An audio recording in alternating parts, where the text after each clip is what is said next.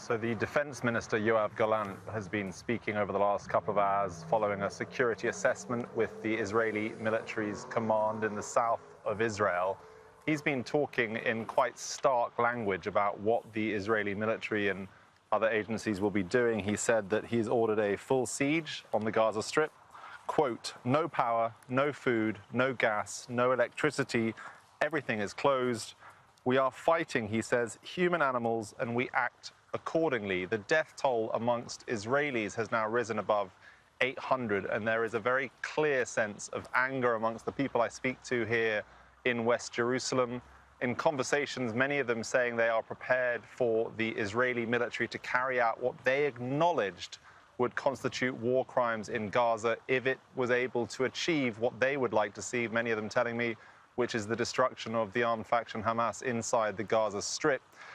Politically, this is a very complex moment for Mr. Netanyahu, the Prime Minister here, because he's meeting with some of his political opponents through representatives, trying to figure out whether there is the possibility of creating an emergency unity cabinet, essentially uniting different political parties behind the Israeli military in particular, ahead of what could be a very difficult few days ahead of them.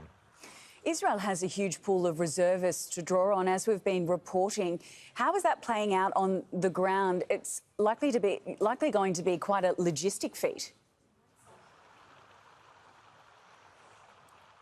Yeah, they've announced over the course of the last few hours, 300,000 reservists have now been called up. There is a huge pool of people across this country who've served in the Israeli military at some point, typically during their younger years. Many of them choose to remain as active reservists, meaning they can be called upon during situations like this. That will happen through phone calls, emails, even text messages. They'll be informed that they are being called up. They will then have to report to a local office and essentially then be deployed to their unit, wherever that may be. Many of those, of course, in that area around Gaza. But let's not forget, because of the military activity involving the Israeli military and Hezbollah in the north of Israel, southern Lebanon, also quite significant numbers of both weaponry and personnel being deployed up to Israel's northern border as well. Some of the discussions have centred around how this attack on Saturday has somewhat unified the Israeli government and politicians there. Is that what you're hearing? Well, over the course of this year, essentially this government that Mr. Netanyahu leads is a very narrow majority inside the Knesset, the Israeli parliament. He's had to ally himself with some far-right parties, and that has created a huge amount of dissatisfaction amongst many ordinary Israelis who'd not voted for Mr. Netanyahu's Likud party. And the challenge throughout the last few months has been for Mr. Netanyahu to try and find common ground with his political opponents. We've not seen very much of that until this past weekend.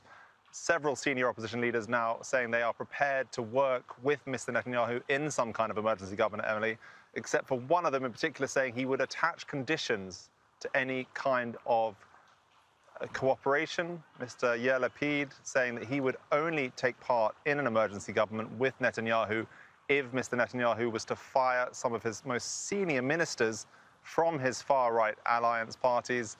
And that's not something that's going to be taken lightly by Mr. Netanyahu, given his razor-thin majority in the Knesset.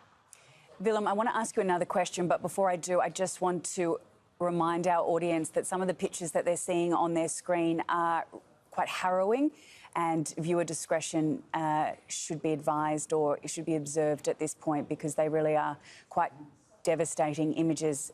Returning to you now, Willem, where to from here? We're hearing there could be plans of a ground invasion of Gaza. Obviously, the intelligence from the Israeli military will be tight-lipped. They'll be keeping their cards close to their chest. But have you heard any intel from that perspective, given that there are hundreds of thousands of reservists being called up?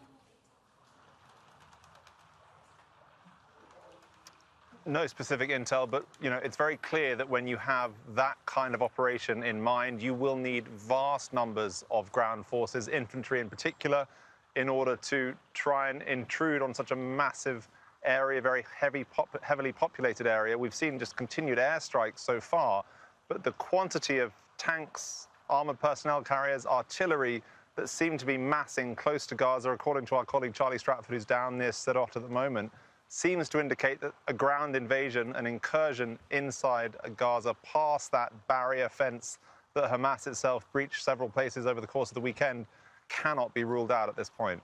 OK, thanks so much for bringing us up to speed. Willem Marx in West Jerusalem. Military action and is calling up 300,000 reservists. They're being reinforced, or those reinforcements rather, are being sent to southern Israel, and the military says it has taken control of those border towns which were overrun by Hamas gunmen. But there are reports that some fighting is ongoing. For the latest, let's bring in Willem Marx, who joins us from West Jerusalem. Israel. Everything will be closed.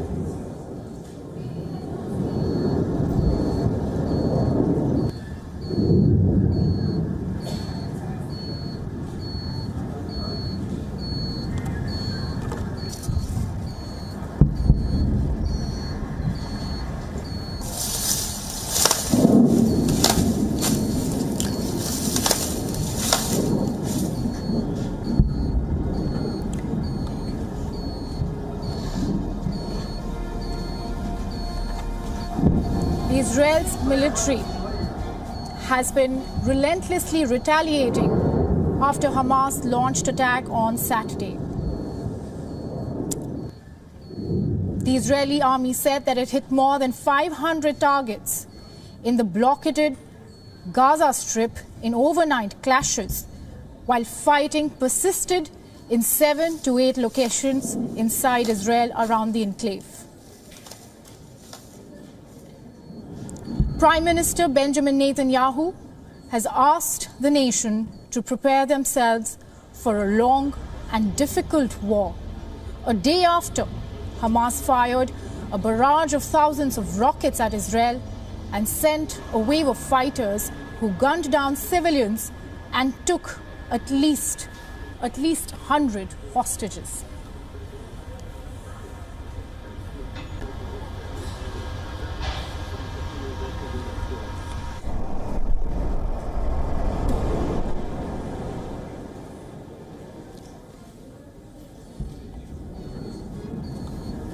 And just a few moments back, the latest development that has come in is that the defense minister has ordered a complete siege of the Gaza Strip. He has categorically said that there will be no electricity, no food, no fuel, and everything will be closed.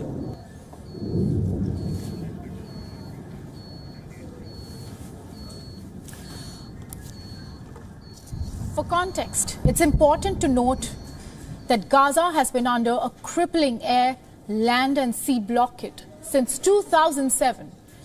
More than 2 million residents continue to face water and electricity shortages, as well as the lack of medicines and doctors unable to perform surgeries. Israel and Hamas have been at odds for decades, and this attack, this war, is deemed as one of the deadliest that has happened in less than a century. The last time we saw an attack as deadly as this was the Yom Kippur War in 1973. And this is not the first time that these acquisitions have been exchanged.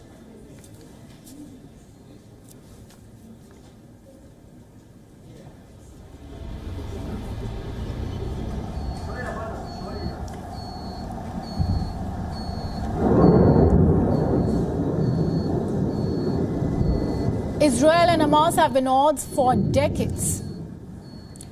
They've exchanged acquisitions of playing a role in attacks and sabotage operations in each other's territories